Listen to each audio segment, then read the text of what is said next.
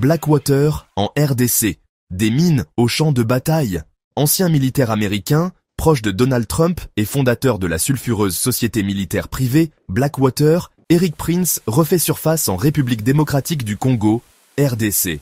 Si son entreprise Frontier Services Group, FSG, a officiellement signé un accord stratégique avec Kinshasa fin 2024 pour sécuriser les ressources naturelles de l'Est du pays, notamment les mines, les forêts et les hydrocarbures, de nouvelles informations indiquent que les ambitions vont bien au-delà. Selon Reuters et Africa Intelligence, l'accord de 2024 conclu avec le ministre congolais des Finances, Doudou Fwamba Koundé, visait à lutter contre la contrebande, améliorer la collecte des taxes minières et renforcer la sécurité des sites d'exploitation.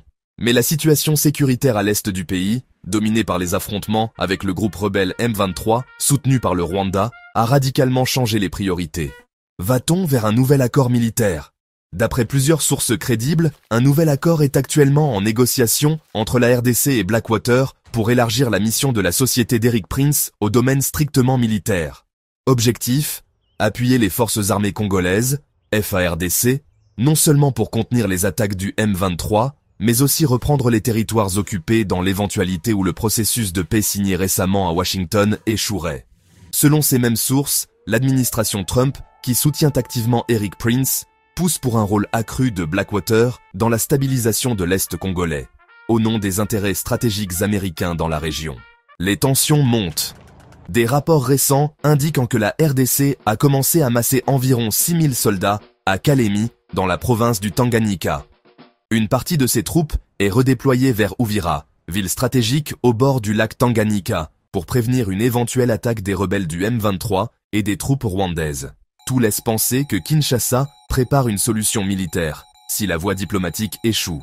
Dans un contexte où la RDC détient plus de 60% des réserves mondiales de coltan et reste un acteur clé du marché du cobalt, les enjeux économiques sont colossaux. Chaque mois, jusqu'à 40 millions de dollars seraient perdus à Kolwezi à cause de la contrebande et de la corruption.